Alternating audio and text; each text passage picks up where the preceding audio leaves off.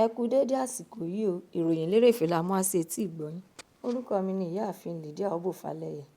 Mínísítà fún ọ̀rọ̀ abẹ́lé Interior Minister Dr. Olúbùnmi Túnjí-Òjó ti sọ jáde fún gbogbo ènìyàn wípé ìjọba àpapọ̀ ti dá àwọn arìnrìn-àjò 8 láti ilẹ̀ òkèèrè tí wọ́n fẹ́ bọ́ọ̀dì sí orílẹ̀-èdè Nàìjíríà padà sí ibi tí wọ́n ti ń bọ̀ nítorí pé wọn kò ní páálí tí à ń pè ní físà lọ́wọ́. Túnjí-Òjó sọ ọ̀rọ̀ yìí di mímọ̀ nínú ètò ìfọ̀rọ̀wánilẹ́nuwò tí ó wáyé ní orí ẹ̀rọ móhùnmáwòrán ti iléeṣẹ́ TVC ní alẹ́ ọjọ́ Àìkú. Níbẹ̀ ni ó tún ti sọ pé iléeṣẹ́ àwọn kò ní fààyè gba ẹnikẹ́ni tí ó bá fẹ́ wọlé sí orílẹ̀-èdè yìí láì ní páálí lọ́wọ́, kí ó sì tún ṣe àkọsílẹ̀ ìwé rẹ̀ ní ìbámu pẹ̀lú ìlànà òfin ti orílẹ̀-èdè yìí. Ó tún wá tẹ̀síwájú nínú ọ̀rọ̀ rẹ̀ pé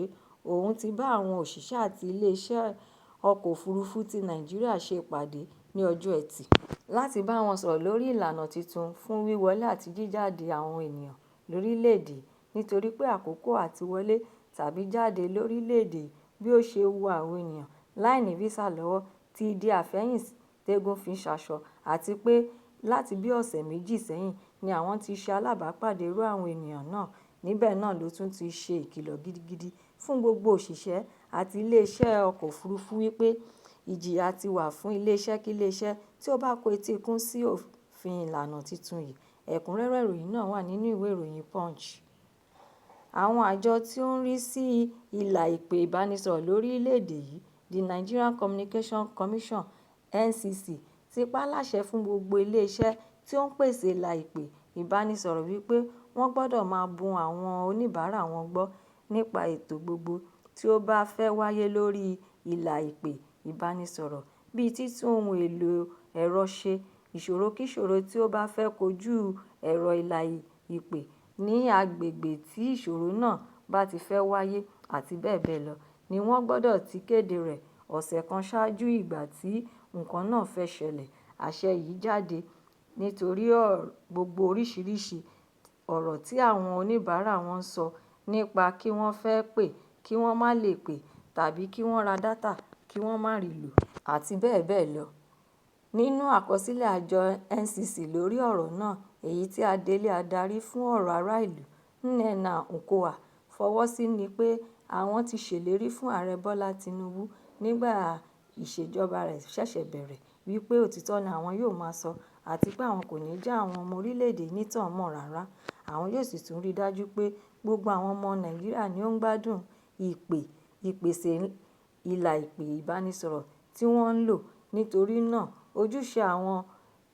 àti iléeṣẹ́ àwọn ni àwọn ń ṣe kí gbogbo ènìyàn lè mọ̀ pé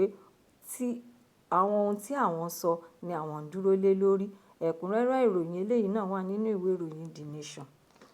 Olùdíje fún ipò ààrẹ ẹgbẹ́ òṣèlú Labour Party, Ọ̀gbẹ́ni Peter Obi, ti ṣàpèjúwe orílẹ̀-èdè Nàìjíríà gẹ́gẹ́ bí ibi tí ó ṣòro fún àwọn olóòtú ènìyàn láti darí nítorí pé ó nira fún àwọn ọmọ orílẹ̀-èdè yìí láti yípadà fún ṣíṣe ohun rere. Ọ̀rọ̀ yìí jẹyọ nínú ètò àkànṣe pàtàkì tí ó wáyé nínú ilé ìjọsìn ti Seventh-day Adventist SDA Church tí ó wà ní agbègbè Àgún-Ìrọsìn ní ìlú Umuahia, níbi tí wọ́n ti ṣàmì ayẹyẹ ọdún kejì Gómìnà Alex Otti ti ìpínlẹ̀ Abia. Níbẹ̀ ni ó ti ké sí gbogbo àwọn olórí ilé-iṣẹ́ ìjọba láti rí dájú pé wọ́n lo gbogbo ohun àlùmọ́nì àti owó tí ó jẹ́ ti àwọn ará ìlú fún àǹfààní àwọn ọmọ orílẹ̀-èdè yìí, nítorí pé àwọn olórí wa kọ́ ló ní owó náà, àwọn kan jẹ́ olùtọ́jú rẹ̀ ni. Ó tún wá rọ gbogbo ènìyàn pé kí wọ́n máa gbàdúrà fún orílẹ̀-èdè wa kí Ọlọ́run kó fọwọ́ tọ́ ọkàn àwọn olórí wa láti lè ṣe ohun tí ó tọ́, kí wọ́n sì tún gbàdúrà fún gómìnà ìpínlẹ̀ Abia àti àwọn alábàáṣiṣẹ́pọ̀ rẹ̀ kí wọ́n lè máa tẹ̀síwájú sí i lórí iṣẹ́ takuntakun tí wọ́n ṣe ní ìpínlẹ̀ rẹ̀, àti pé kí gbogbo àwọn gómìnà ìpínlẹ̀ yòókù lórílẹ̀-èdè kí wọ́n ṣe àwòkọ́ṣe kí wọ́n sì tún ṣe àmúlò irú iṣẹ́ takuntakun tí gómìnà Otti ń ṣe ní ìpínlẹ̀ rẹ̀ ní ìpínlẹ̀ kóówá wọn. Lẹ́yìn náà ló wá gbóríyìn fún Otti lórí ìyàtọ̀ tí ó ti dé bá ìpínlẹ̀ rẹ̀ láàárín ọdún méjì tí ó gorí àga àlééfà, wípé irú adarí rẹ̀ ni orílẹ̀-èdè wa nílò. Ṣùgbọ́n nínú ọ̀rọ̀ gómìnà ìpínlẹ̀ Abia ni ó ti jẹ́ kí ó di mímọ̀ fún gbogbo ènìyàn wípé Ọlọ́run ni olùtọ́sọ́nà àti alátìlẹ́yìn fún òun, nítorí pé Èdùmàrè ló fún òun ní oore-ọ̀fẹ́ láti lè máa dún bí òwe kí òun sì tún máa ṣe dáradára. Kì í ṣe agbára òun. Ó tún wá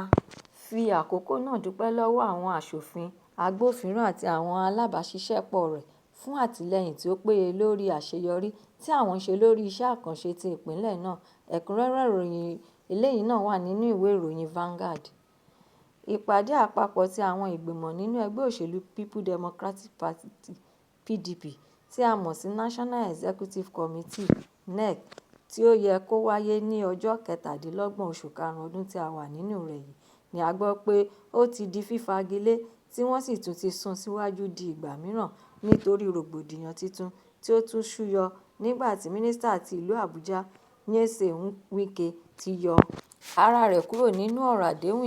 ìfohùnṣọ̀kan láti mú kí àlàáfíà kó jọba nínú ẹgbẹ́ òṣèlú náà tí ó sì tún fi ẹ̀sùn kan gómìnà ìpínlẹ̀ Ọ̀yọ́ Ṣèyí Mákindé àti àwọn ẹlẹgbẹ́ rẹ̀ tí gómìnà ìpínlẹ̀ Ọ̀yọ́ sì jẹ́ adarí fún wípé òun gan-an ni orísun ìṣòro tí ẹgbẹ́ òṣèlú náà ní. Nítorí ìdí èyí ni Wike ṣe ń fi dá gbogbo ènìyàn lójú pé òun kò ní dẹ́kun ìjà jíjà títí òtítọ́ yóò fi fojú hàn tí ojú ẹ̀kọ́ yóò sì fi ṣojú mímu. A tún rí i kà nínú àkọsílẹ̀ rẹ̀ tí ó kọ ní ọjọ́ Àìkú tí àkọlé rẹ̀ jẹ́ "Rògbòdìyàn nínú ẹgbẹ́ òṣèlú PDP". Níbẹ̀ ni ó ti sọ ipò rẹ̀ lórí ọ̀rọ̀ náà wípé kí aṣòfin Samuel Anyanwu kí ó jẹ́ akọ̀wé àpapọ̀ ti ẹgbẹ́ òṣèlú náà ní ìbámu pẹ̀lú ìdájọ́ ilé ẹjọ́ tó ga jùlọ àti gbogbo ọ̀rọ̀ tí ó bá ní ṣe pẹ̀lú ìpínlẹ̀ Rivers nípa bí ìpínlẹ̀ náà ṣe wà lábẹ́ ìjọba pàjáwìrì ní kí gbogbo àwọn olùdámọ̀ràn àpapọ̀ tí òfin lọ jámí lórí rẹ̀ kí ẹnikẹ́ni má ṣe yẹ̀ kúrò lórí bí gbogbo àwọn ti ṣe fi ọ̀rọ̀ tì sí kí wọ́n sì tún bọ̀wọ̀ fún àdéhùn tí ó wà lórí ọ̀rọ̀ náà. Ẹ̀kúnrẹ́rẹ́ ìròyìn náà wà nínú ìwé ìròyìn The Guardian.